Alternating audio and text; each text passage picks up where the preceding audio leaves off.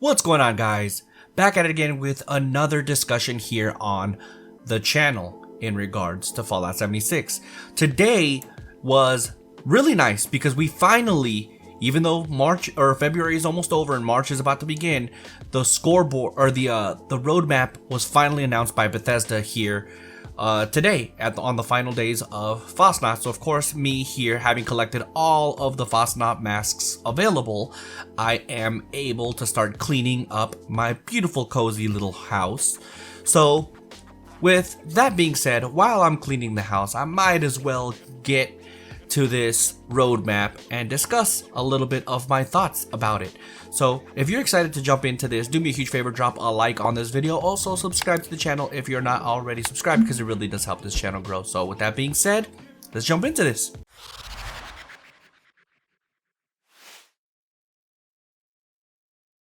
Alright guys, so jumping straight into this, in the spring, I'm going to zoom in a little bit.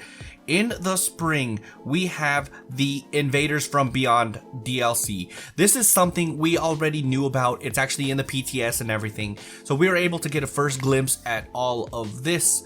And frankly speaking, I'm very excited for the Invaders from Beyond public event, which is what you see here.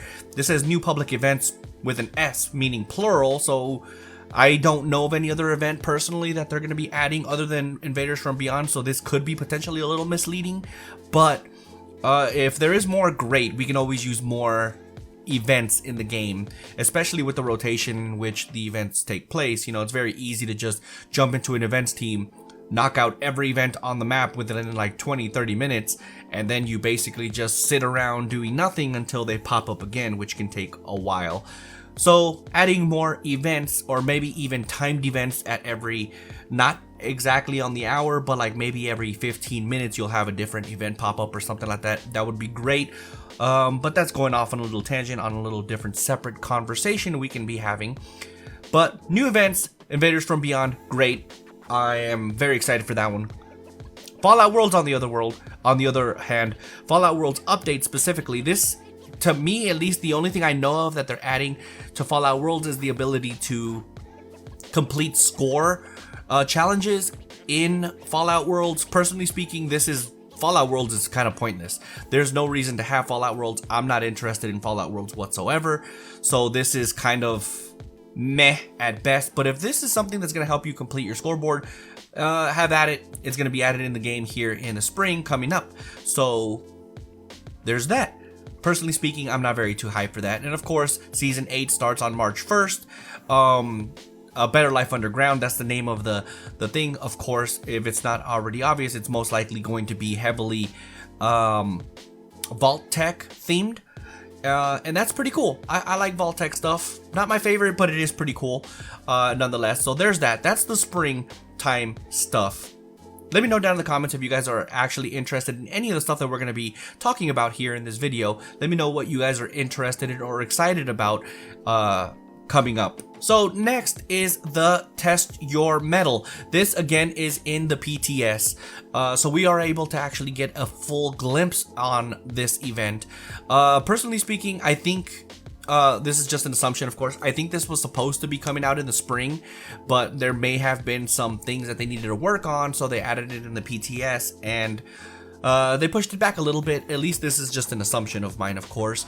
But if that's the case, that's a bummer, because in the summer, that's all we literally have is just Test Your Metal.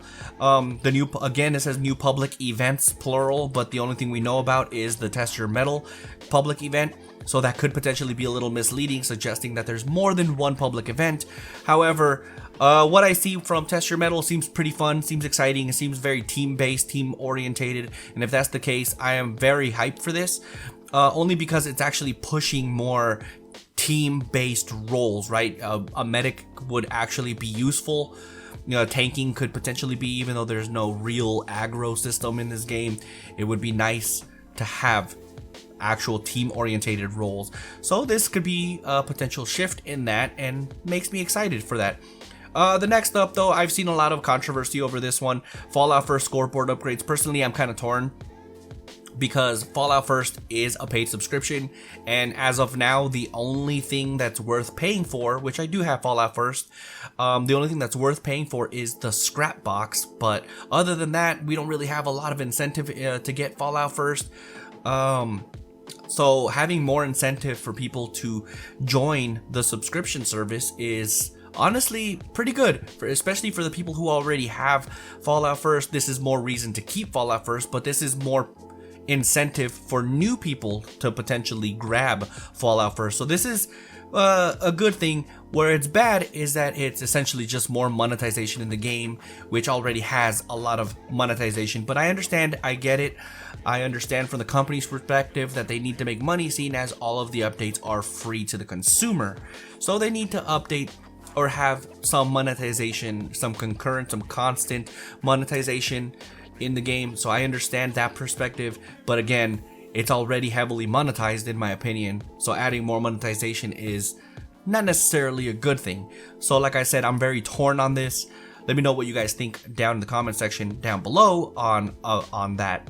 And to finish up the summer is season 9. Stay tuned. We don't have a theme. We don't have anything to go off of yet. Just the fact that season 9 starts in the summer, and there's that. Again, summer.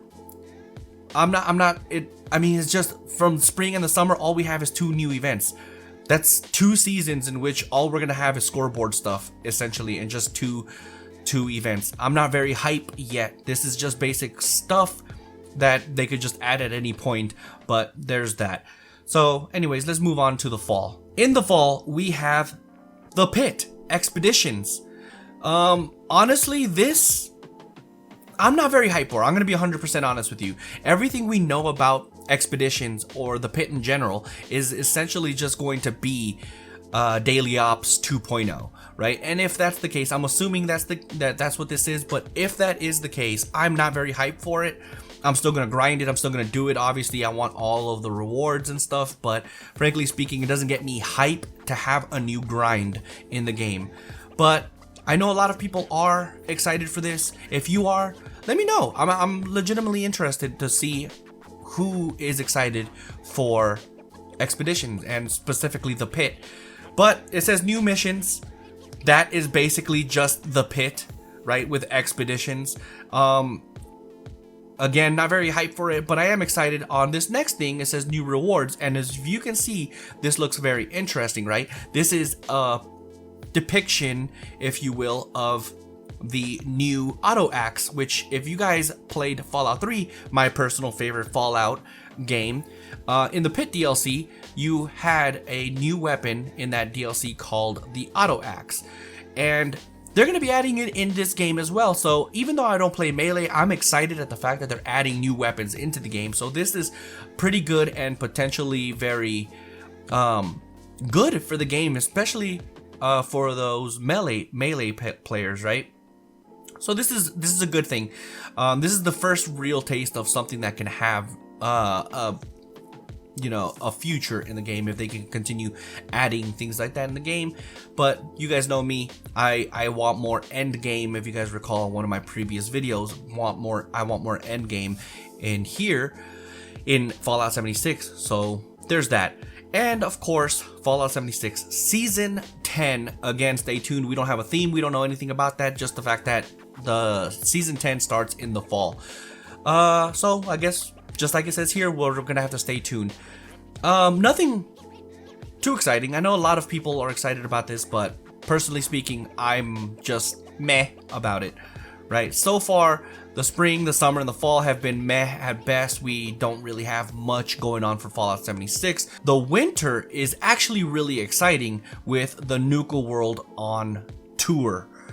Nuka World on Tour. If you guys remember Nuka World was from the Fallout 4 last DLC that they introduced to that game, which was Nuka World, right? Very excited for this one. I don't know anything about this whatsoever. The only thing we have is this little thing that says right here, the fizziest show on Earth has kicked the irradiated dust off the tires and hit the road. Next stop, Appalachia. So the only thing we have going on here is that we're not going to be traveling to Nuka World, but Nuka World has this almost like a circus type of thing where they travel from place to place, and they're going to be coming to Appalachia. So what it's got me wondering about this is that it's probably going to be a rotating seasonal thing, and if that's the case, it seems fun. I'm very excited for that. I want things like this, so it just adds to the end game and a lot more things to do. So overall, during the year, there's a lot of stuff that they're adding, but not a lot of meaty updates, right? So new public events, that's probably this Nuka World on Tour public event. Very curious to find out what it is. We don't know anything about this. This is all brand new to us, so it's potentially very exciting, right? But the thing that has me hype, arguably the only real thing that has me hype, is this right here. If you guys recall from my previous discussion video, I wanted more endgame, and one of the things I suggested was having regional bosses, right? In every single region have an endgame boss. We have the Cranberry Bog with the Scorch Beast Queen. We have the Savage Divide with Earl up north, Earl Williams, and it says regional boss public event, meaning they're adding another regional boss. I'm hype for this. I'm hype. The only thing we have teasing is that this has teeth. I don't know what it's gonna be. I am super hyped, super excited. I can't wait to find out what this is. Unfortunately, we're gonna have to wait till the winter for this, but this is very, very, very exciting to say the least. And of course, season 11, stay tuned. We don't have any information on that whatsoever. No theme, nothing, as the previous seasons as well. So there you guys have it, guys. That's gonna go ahead and do it for this video. I am not very ecstatic about the contents of this roadmap. However, the stuff that I am excited for, I'm super hyped for, specifically the endgame bosses in the winter. However, again, since it is the winter though, I'm gonna have to wait quite a bit. But if you're excited about anything in particular in this this roadmap that we have, do me a huge favor, let me know down in the comment section down below. I am very curious to know. So with that being said, thank you guys for watching. Don't forget to drop a like on this video. Also subscribe to the channel if you're not already subscribed, because it really does help this channel grow. So with that being said, catch you guys on the next one. Deuces.